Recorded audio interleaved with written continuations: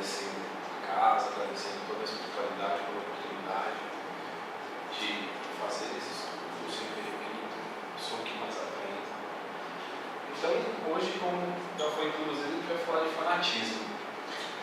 Esse assunto extremamente extenso, que acomete a toda a sociedade, seja ela no mundo espírita, seja na religiosidade, seja ela no futebol, política, partidária. Então a gente tem esse fanatismo em diversas áreas. Para começar a falar de fanatismo, a gente vai definir o que é o fanático, que é a pessoa, e o fanatismo, que é a ação, ou pelo espiritismo, a paixão. Então, o que é um fanático? É um excessivo zelo religioso que às vezes beira a obsessão e pode resultar em atitudes extremistas de intolerância. Ele já começa de acordo e de encontro com a mensagem. Então, quando eu passo a ser um fanático, a primeira coisa que some em mim é a tolerância. Se eu sou um fanático, que eu acredito realmente numa ideia, não a questiono, eu já não aceito mais que a minha crença seja questionada. Então eu parto diretamente para a intolerância. Então o fanatismo e a intolerância, elas caminham juntas. Extensão: adesão cega a uma doutrina ou sistema, faccionismo ou partidarismo. Então, aqui ele já começa a definir que quando eu acredito em algo, que eu faço uma adesão a algo cegamente, eu não questiono aquilo ali. E nós vamos ver lá para frente como os mecanismos de combater isso, quando vamos falar de fé cega, fé raciocinada. Por quê? O próprio Espiritismo fala que a gente deve questionar as coisas, que devemos examinar as coisas minuciosamente.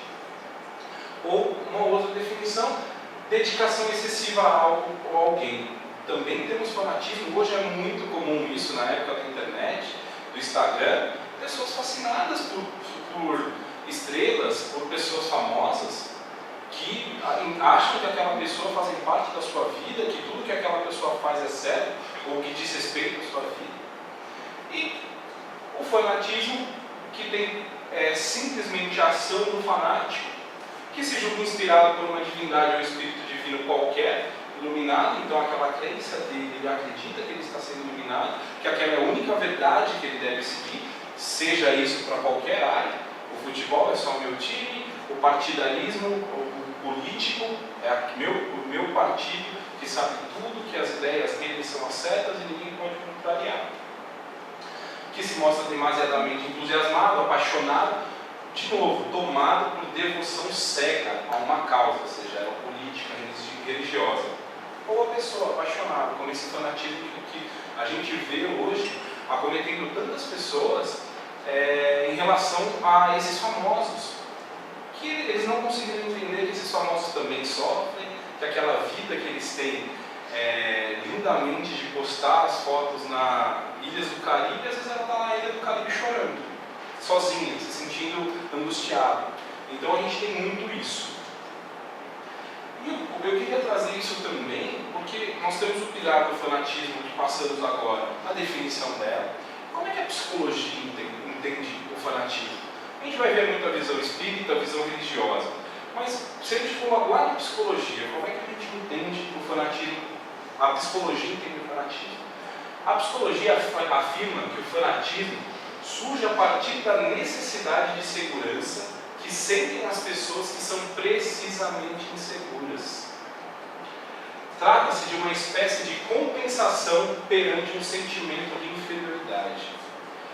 Então, aquelas pessoas que são extremamente seguras, ela vê alguma crença, alguma outra pessoa, que ela se sente segura naquela crença, e ela se apoia fielmente naquilo, porque ela não tem a capacidade de questionar ou de encontrar respostas. Então ela se apoia naquilo. Eu consultei alguns psicólogos e teve um relato muito interessante que acontece muito com o futebol.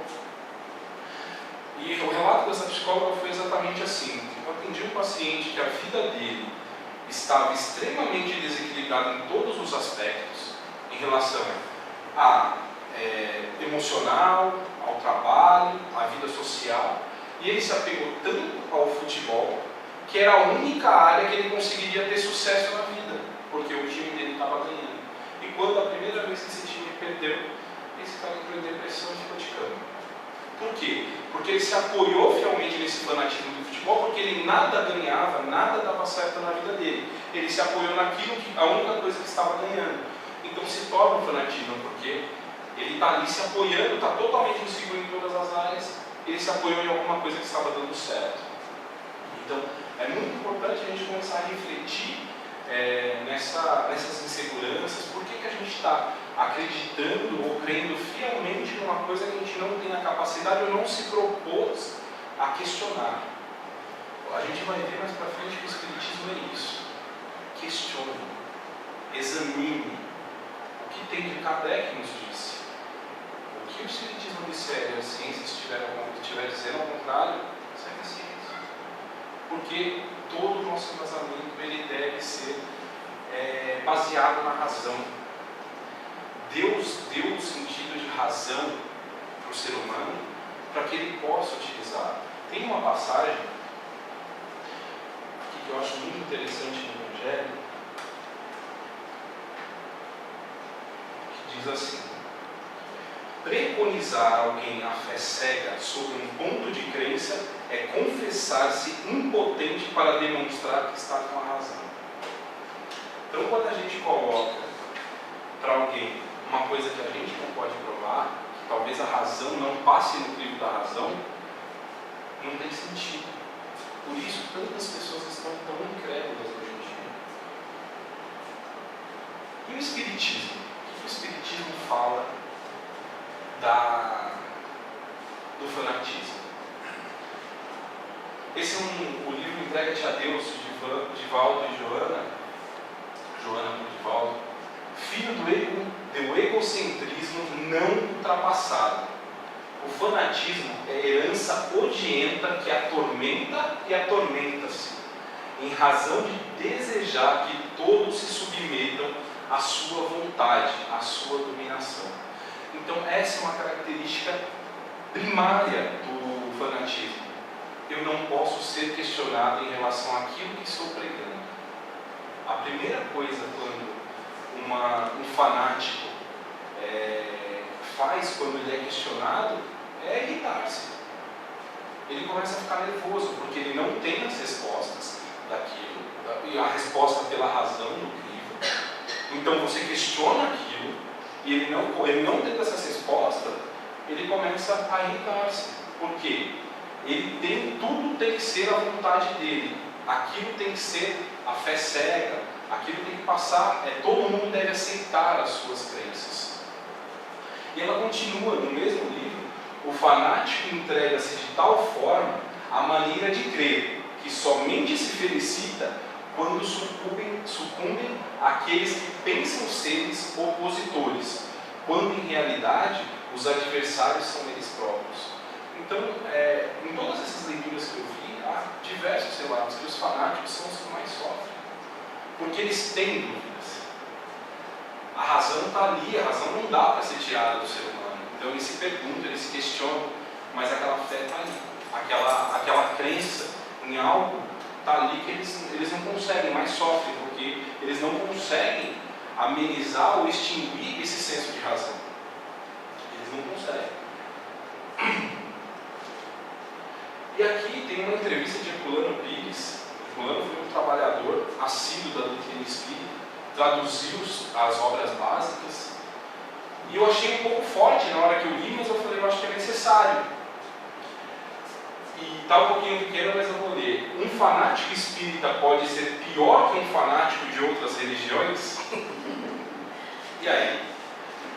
Do ponto de vista espírita, um fanático espírita é uma aberração. Porque o espiritismo é uma doutrina racional, que não comporta fanatismo. Já vimos que a fé no espiritismo está sujeita ao exame crítico, onde se fala crítica no sentido exato do termo, que é do exame aprofundado e sereno das coisas. não há lugar para manifestações de fanatismo. Kardec já dizia, porém, que o entusiasmo excessivo é mais prejudicial à doutrina que as campanhas dos adversários. Se entendermos por fanatismo o exagero entusiasmado, o entusiasmo de certas pessoas, não há dúvida que isso é mais prejudicial à doutrina do que o fanatismo dos que o combate. Então, quando a gente olha, eu li esse texto e falei, meu Deus, é forte. Ele veio aquele chacoalhão, mas ele é necessário, porque isso é uma experiência, eu acho que todo mundo passou. Eu vivenciei isso e talvez esteja saindo dessa vivência, desse fanatismo mesmo, porque você conhece a doutrina, a doutrina é tão reveladora que te traz tantas respostas, mas talvez ainda não tenha a capacidade de discernimento ali, de entender qual que é a proposta da doutrina. Então a gente acaba querendo falar sobre a doutrina e acaba ali só quer falar do espiritismo e começa a distorcer as coisas, que não, eu não posso mais escutar música, eu não posso mais tal coisa, eu não posso tal coisa. Esse não é o propósito da doutrina e não é o propósito de nenhuma religião. Toda religião, ela quer, não deveria ser, exatamente, melhor corrigindo. Então, a gente acaba sendo acometido por esse fanatismo. E como que durante a leitura, durante o estudo, a gente vai entendendo que aquela excitação inicial vai passar, mas que às vezes a gente não percebe. Eu, por muitas vezes, já passei e deixei escutava uma única mensagem e não segui esses preceitos. Escutava uma única mensagem, isso eu não posso fazer mais. Mas não questionava. Peraí, por que eu não posso fazer mais? Se até pode ser que você não deva fazer, mas que aquilo passou pelo crivo da razão. Você não deve fazer por isso, por isso e por isso. Mas Deus te garante o livre-arbítrio. Você pode ir lá e fazer. A doutrina não te proíbe de nada. E aí eu queria contar uma historinha para vocês. Eu tentei fazer um vídeo, mas não foi possível.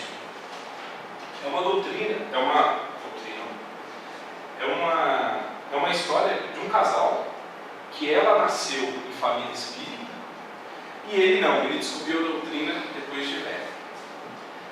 E começa assim: Mauro, atualmente você só conversa sobre o espiritismo. Mas Celina, conversar sobre o espiritismo não é importante? Claro que é, Maria, porém no momento apropriado. E tem mais, você só tem lido obras espíritas. Algo mal nisso, querida? É que esse seu comportamento está me parecendo sintoma de desequilíbrio. Que isso, Celina? É isso mesmo, você me parece um tanto fanatizado. E isso é desequilíbrio. Mas querida, o espiritismo é a terceira revelação e por isso é muito importante para nós. Eu sei disso, meu bem. Entendo o espiritismo como uma doutrina redentora que nos possibilita o progresso espiritual. E Celina investe contra o comportamento de mal. Conheço a doutrina espírita, meu bem, desde muito cedo, pois, como você sabe, nasci em lar espírita. Estou certo, querida, que você tem um conhecimento espírita. Porém, mal, não restringe minha vida em somente falar de espiritismo e ler obras espíritas. Pois saiba, Celina, que conversar sobre espiritismo e ler obras espíritas me satisfazem. Aprendo muito, querida.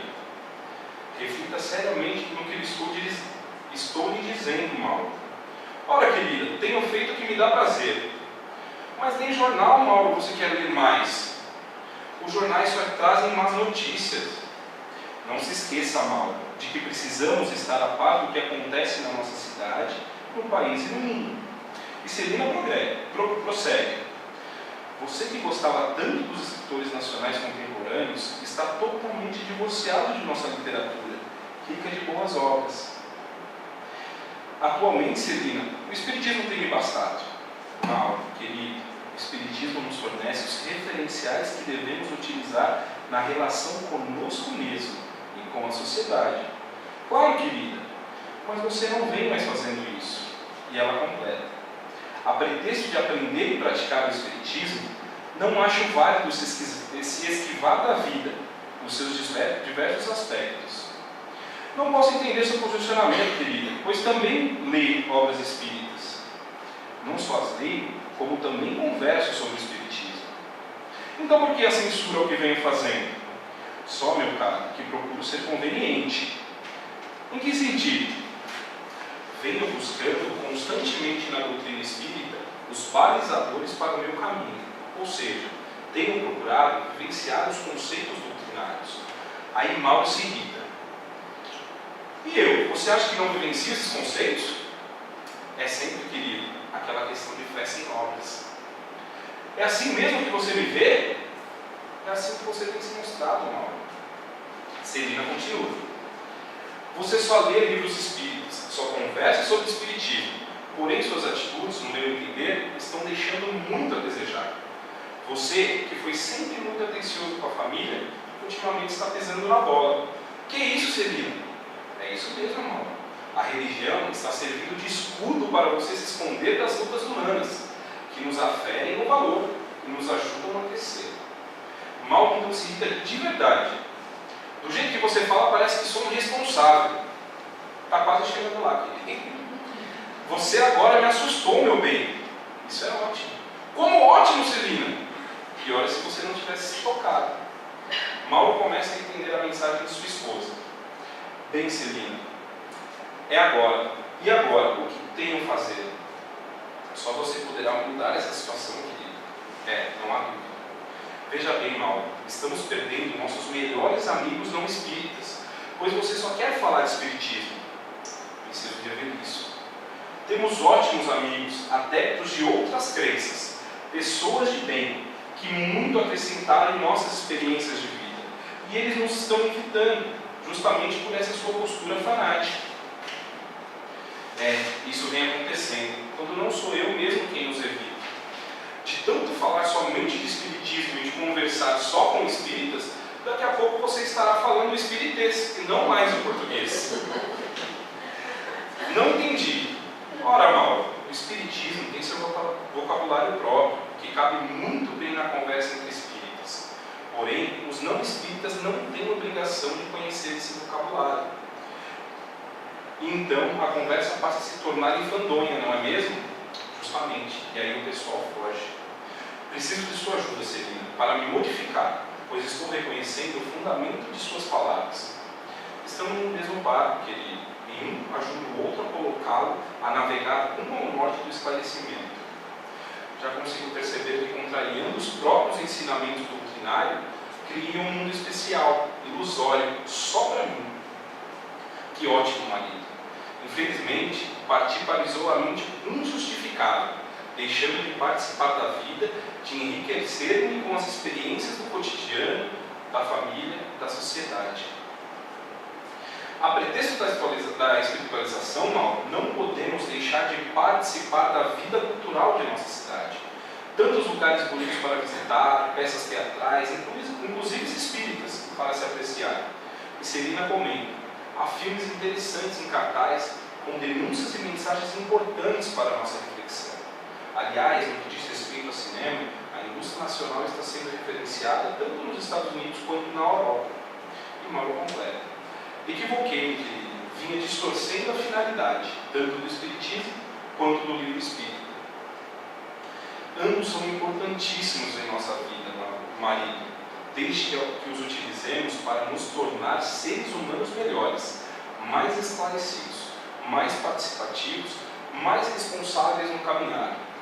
Estou entendendo agora, Celina, que o espiritismo não é somente um processo cultural, mas em especial uma nova leitura da religião, em consequência da vida.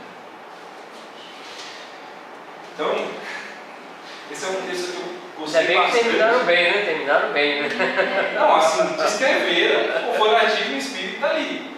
E é uma coisa que eu já passei, eu acho que estou ainda no processo de saída disso, já passou, eu acho que muitas pessoas passam, porque realmente é uma carga de informação muito grande, é um descobrimento, tira um véu dos nossos olhos, mas a gente precisa entender o Espiritismo na sua essência. O Espiritismo ele está ali para nos modificar moralmente. Então, a gente consegue aqui ter essa visão do que é os conceitos, qual é a base da doutrina espírita. O que a gente deve tirar de proveito, tirar de ensinamento de tudo isso, porque é importante. Por exemplo, talvez pessoas vão aparecer na nossa vida que estão precisando de uma palavra, mas que têm outras crenças. Mas ela precisa ouvir a palavra de consolo. E como que a gente vai começar a falar de reencarnação, vai começar a falar de Deus, que tem outras vidas, dualidade das vidas, que não começou no nascimento, não termina no túmulo, mas a pessoa precisa escutar e a gente precisa estar preparado para entender a essência da doutrina e com palavras em qualquer religião, colocar essas palavras, ajudar essas pessoas. Uma palavra consoladora, com esclarecimento. E o fanatismo que aconteceu muito com o Mauro é começar a afastar as pessoas. Porque, como definiu lá atrás, o fanático ele não pode ser contrariado. E a base da doutrina é passar pelo crivo da razão e a tolerância. Eu posso conversar assim. Por quantas vezes eu me peguei conversando com vários amigos meus, há uns 20 dias atrás, eu conheci uma religião que eu não conhecia, que é o Bahá'í. Você já escutaram dessa religião, do Bahá'í? O Bahá'í, quando a gente parou para conversar, por 2 horas de conversa, a gente levou para cá, a gente está falando a mesma coisa. A gente está falando de reencarnação. Eles pregam muito que a humanidade tem vários mensageiros. Ok, que Jesus foi o mensageiro, que o Bahá'í, que é o mestre deles, é um outro mensageiro, mas que está na essência o amor. Depois que ele me explicou, me mostrou o texto, eu li os textos, eu falei, a essência da sua doutrina é o amor, da minha também. Estamos juntos. Se a religião se propôs a tornar o homem melhor, está tudo certo. Ela não precisa ser o espiritismo. O próprio Kardec falou que o futuro, todas as doutrinas virarão o espiritismo. Não.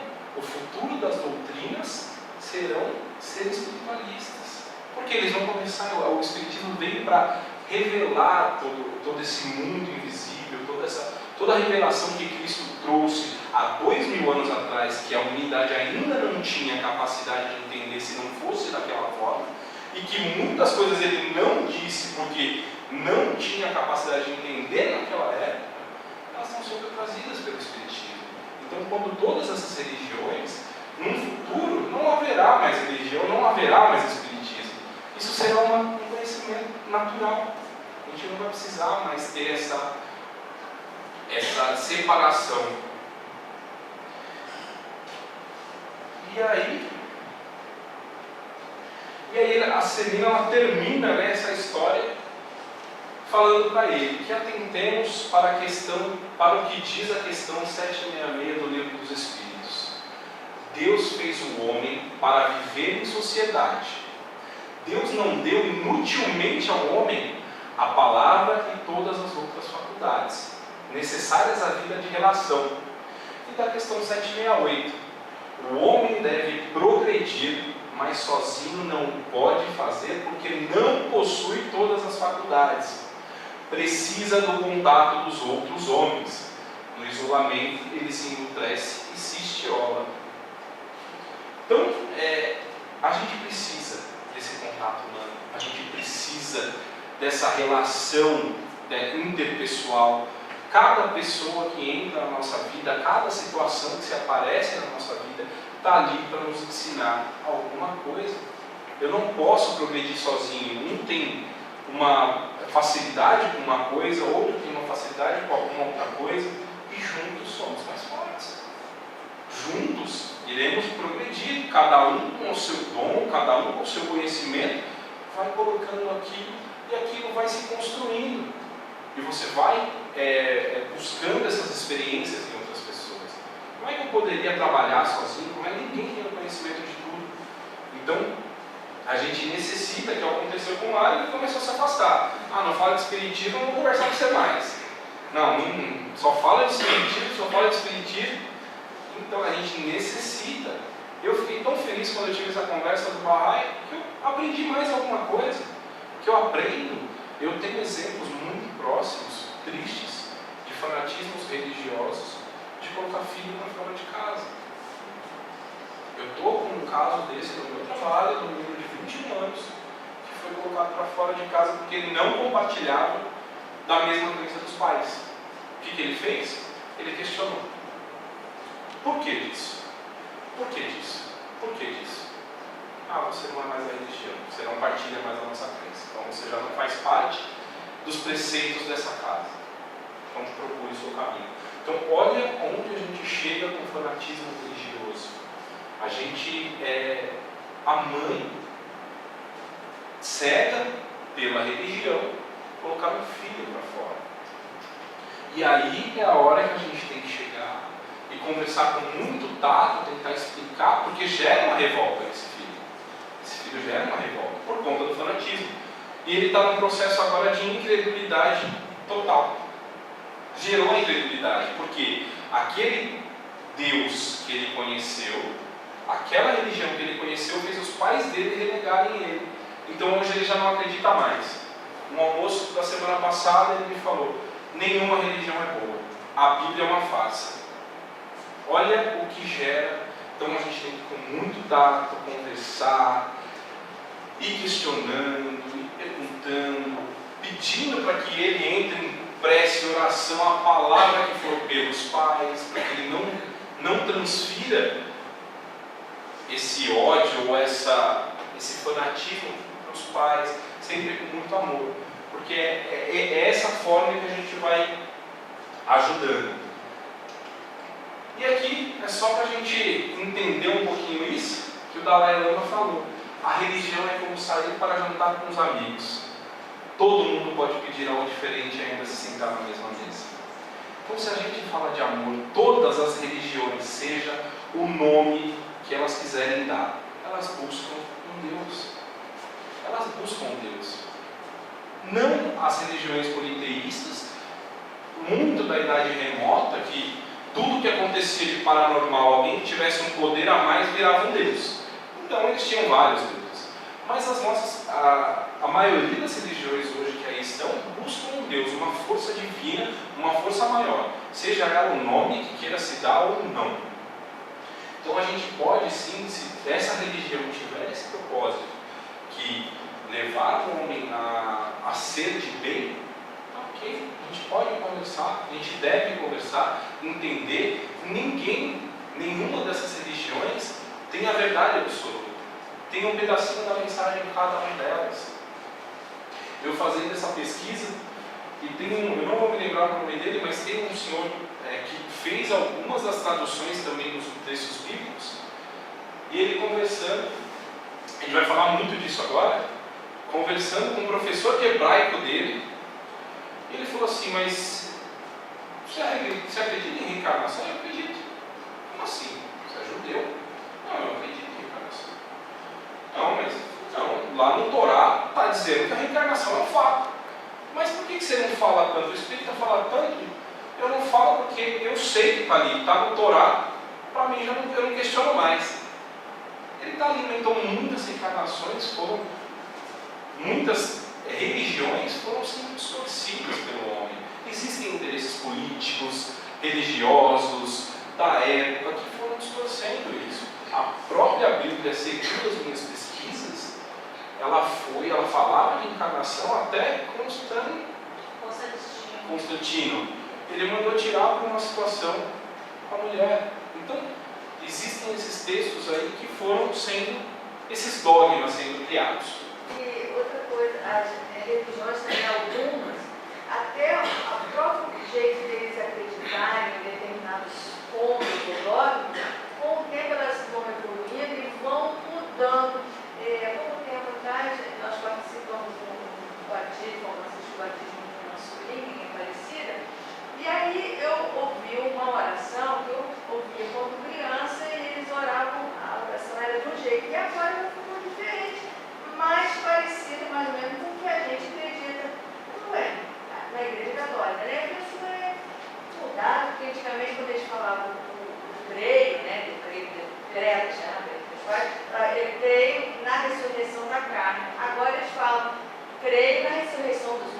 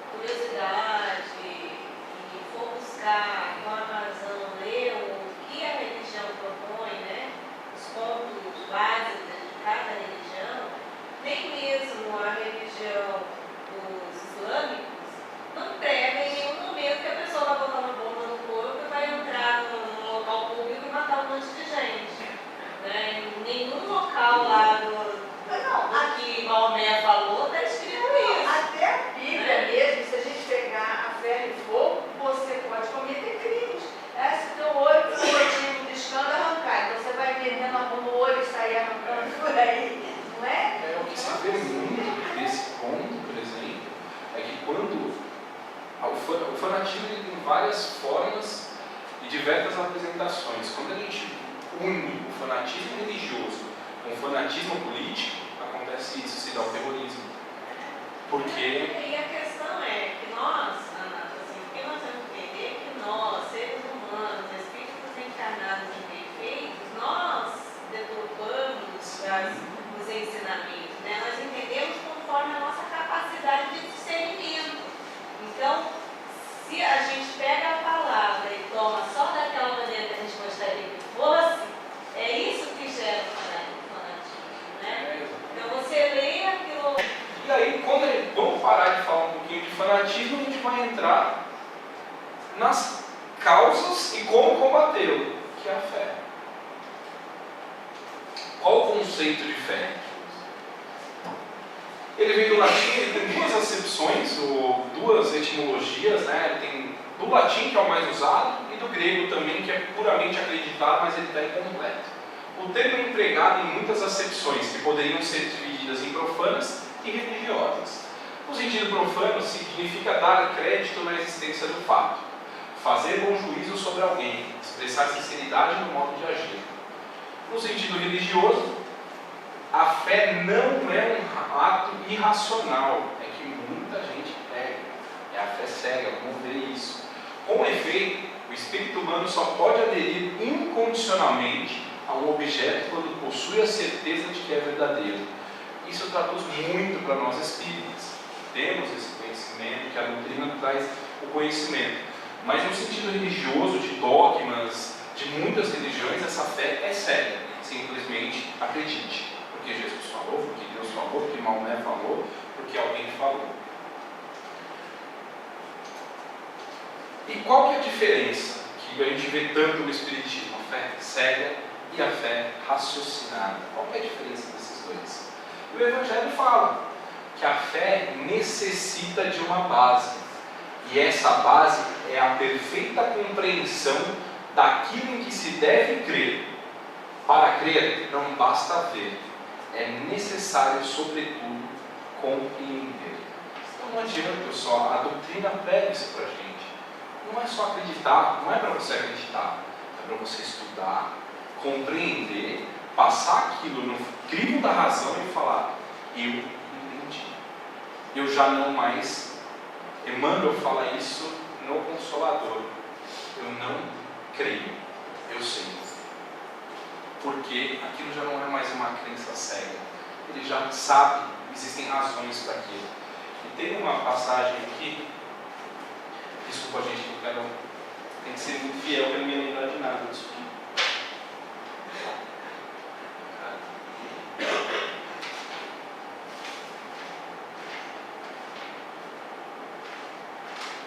A Joana fala aqui, esse livro Em Busca da Verdade, a fé religiosa, quando saudável, estruturada na filosofia da razão, que pode enfrentar a dúvida em todas as épocas do pensamento, contribui de forma significativa para a saúde mental e emocional do indivíduo, dando-lhe sustentação nos momentos de debilidade e coragem em instantes do desafio. Então, quando a gente crê, compreende, entende a palavra, os ensinamentos da doutrina, a coisa fica mais fácil, porque aquilo já foi internalizado, já foi entendido. Eu sei, ponto. Não é uma crença cega. E aí a fé. A fé é um sentimento inato do indivíduo. Está lá na lei da adoração do livro dos Espíritos. Então Kardec pergunta para os Espíritos: a fé é inata ou ela é aprendida? É inata. Então, o ser humano que se acha fragilizado acredita que só uma força superior pode salvá-lo. Então, a fé, ela está dentro de nós. Nascemos, está na consciência por isso. E todas as religiões têm isso. A gente acredita em algo maior. Muitas vezes, pelo ensinamento, ela é distorcida, deturpada. A direção desse sentimento pode ser cego ou raciocinado, é o que a gente prega na doutrina, que ele seja raciocinado. A fé cega, não examinando nada, aceita sem controle o falso como o verdadeiro. Se eu não examino, se eu não questiono, se eu não posso questionar um dogma ou alguma coisa, eu aceito qualquer coisa. Se alguém me falar que eu não posso cortar o cabelo, porque é aquela fé, aquele dogma, mas por quê? Preciso questioná-lo. Eu preciso desse crivo da razão. Se você me explicar um porquê que passe pelo crivo da razão e essa razão fala, ok, tem um sentido, ok. Isso é uma fé raciocinada. Eu busquei, eu examinei, eu entendi, ok, agora eu vou seguir. Eu sei que isso é verdadeiro. E a fé raciocinada? A que se apoia sobre os fatos e a lógica. Não deixa atrás de si nenhuma obscuridade. A fé raciocinada deixa de possuir conotação de algo obtido por uma graça, por um mistério que não pode ser explicado. Ela, portanto, difere de tudo que caracteriza a fé religiosa, porque baseia-se na busca do entendimento e do discernimento. A fé religiosa firma-se nos dogmas que definem as religiões. A fé espírita usa a razão e, por isso, pode criticar e examinar o objeto da fé. Então, aqui ele coloca a fé religiosa, a fé espírita. Sabemos que a doutrina espírita está baseada no tríplice, na religião, filosofia e ciência. Mas ele difere um pouquinho porque as outras religiões é exatamente isso. Existem os dogmas, é uma fé cega, eu não posso questionar aquilo e aquilo deve ser seguido. E a fé espírita, a doutrina espírita pede isso, que passe pelo crivo da razão. E no mesmo livro, Joana coloca aqui um pouquinho da capacidade de como essa fé religiosa no espírita ela vem sendo trazida à luz do conhecimento. A fé religiosa, no entanto, sustenta-se na probabilidade de que sejam reais os postulados transpessoais, espirituais nos que se acredita. Felizmente, graças à mediunidade, a fé religiosa dispõe hoje de um arsenal de fatos que superam e eliminam todas as negações. Curiosamente, afirmava-se durante a vitória da filosofia existencialista que era necessário ver para crer. Hoje, totalmente ultrapassado o conceito em face da proposta da física quântica, que estabelecem a necessidade de antes crer para depois ver. Mesmo porque nem tudo aquilo em que se crê nessa área somente se encontra dentro de probabilidades e jamais será visto. Então, voltando lá na Bíblia, na época de Jesus, teve coisa que ele não poderia falar. A humanidade não estava preparada para entender física quântica, por exemplo, na época de Jesus. Então ele teve que falar por parábolas, ele teve que dar uma série de exemplos para que a humanidade naquela época conseguisse entender. E hoje a mediunidade está trazendo a comunicabilidade com o mundo espiritual. Ele está trazendo todo esse conhecimento, já não tem mais negação. Nós temos provado a reencarnação, nós temos provado pela física a imortalidade da alma, a comunicação dos espíritos. Esses dias eu vi um artigo científico enorme falando da glândula pineal, o órgão físico que permite a comunicabilidade com o mundo espiritual. Então nós temos provado, e a mediunidade só vem trazendo isso como trouxe em todos esses anos, tantas obras, Chico, Divaldo e tantos outros, Joana, Emmanuel, André Luiz, trazendo todas as informações para a nossa evolução. E a fé humana e a fé divina? Como é que a gente diferencia isso? A fé é humana ou divina, segundo a aplicação que o homem der às suas faculdades, em relação às necessidades terrenas ou às suas aspirações celestes ou futuras. A gente tem as duas fés, hoje a gente vê muito a fé ou a graça muito ainda no ser humano pelo bem material, pela graça material. Ou pelo imediatismo. Pelo imediatismo. Então eu preciso que me ajuda a conseguir isso amanhã, ou me ajuda alguma coisa a acontecer, uma situação dar certo, alguma coisa. Então tem essa separação da fé humana da fé divina. E os Espíritos nos dizem que isso depende da evolução de cada Espírito. Aquele que já aprendeu a lição ou aquele que ainda aprenderá. Porque isso é a única posição que Deus nos coloca. Que vamos evoluir. Você tem um livre-arbítrio, mas você vai evoluir. Você pode demorar 50 mil anos para evoluir, mas você vai evoluir. Isso é a única posição que Deus nos coloca. O magnetismo é uma das maiores provas do poder de fé posta em ação. É pela fé, tem um erro ali, que ele cura e produz esses fenômenos singulares, qualificados outrora de milagres. Então, hoje a gente já tem provado pela física quântica, pela física, pela ciência, o poder do magnetismo, o poder do passe. Temos a capacidade de transmitir energia, de transmitir magnetismo pela posição das mãos. E durante muitos séculos, pela religião, isso era tratado como milagre. E não, na hora que o homem entender que a fé dele, unida por esse magnetismo, sim, é capaz de curar. É capaz desses milagres. E hoje, a doutrina, a física, a ciência, ela vem explicando que isso é uma lei natural. É da natureza. Jesus já falava, né? Vós podeis fazer tudo o que eu faço e muito mais. Exatamente. Porque ele já entendia todas essas leis. Ele sabia de tudo isso e o ser humano ainda não entendeu. E a fé ativa e a fé passiva. O que a gente faz com essa fé? A gente está demonstrando isso, a gente teve uma palhinha. A Celina falou para Mauro no texto. Meus irmãos, que aproveita se alguém disser que tem fé e não tiver as obras. Porventura, a fé pode salvá-lo? Assim também a fé, se não tiver as obras, é morta em si mesma. Então, o que eu faço com a minha fé? Eu transfiro ela para todos esses ensinamentos, para a minha moralidade, para com os outros. Eu estou amando o meu próximo, eu estou ajudando, essas obras estão sendo construídas.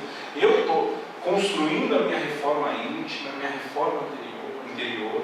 Eu estou aplicando todos esses conceitos, todos esses ensinamentos de Cristo. Porque o Espiritismo, Jesus, tudo que ele prega são a moralidade. Se o homem se melhorar, se ele se tornar um homem de bem, aí já basta. O Espiritismo, a doutrina está aí para revelar todos os ensinamentos doutrinários, toda a questão experimental, toda a questão da ciência. Mas se ele conseguir transformar o homem moralmente para um homem de bem, ok, já valeu a pena.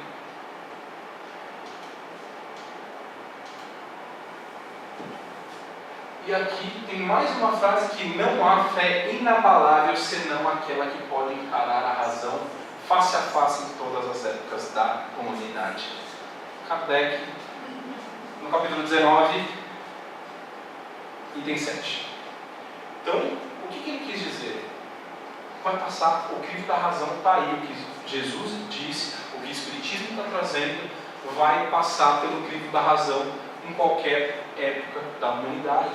O que Jesus disse há 2000 anos atrás, talvez não foi compreendido, porque naquela época não tínhamos capacidade para entender todos aqueles ensinamentos. Veio o Consolador, o Espiritismo. Às vezes, ainda talvez estamos em evolução para entender tudo que o Espiritismo está falando. Então, o que Kardec codificou há 160 anos atrás, ainda estamos aqui experimentando, entendendo, estudando, e novos experimentos, novas informações foram sendo trazidas por Emmanuel, todos esses espíritos que vêm trazendo e levando a humanidade para a sua evolução. Emmanuel já está reencarnado, olha a bênção que temos, então vai começar a ajudar a humanidade de novo nessa transição que estamos passando, e assim vem essa fé, que ela é simplesmente só acrescentada, ela só vem se confirmando. Interessante, Felipe, que isso que está escrito aí está na primeira parte do Evangelho. Está na primeira Quer parte. dizer, na parte de religião. Sim. Está falando de fé raciocinada, é religião. Né? É isso aí. E aí, o que é ter fé? Isso está lá no Consolador. Perguntar, Emmanuel responde. Ter fé é guardar no coração a luminosa certeza em Deus, certeza que ultrapassou o âmbito da crença religiosa, fazendo o coração repousar numa energia constante de realização divina da personalidade. Conseguir a fé é alcançar a possibilidade de não mais dizer, eu creio, mas afirmar, eu sei. Com todos os valores da razão tocados pela luz do sentimento. Eu entendi, eu estudei, passou pelo crivo da razão, que foi um dom, eu não consigo buscar uma palavra que Deus nos deu, passou pela razão. Aquilo faz sentido para mim. E a próxima pergunta,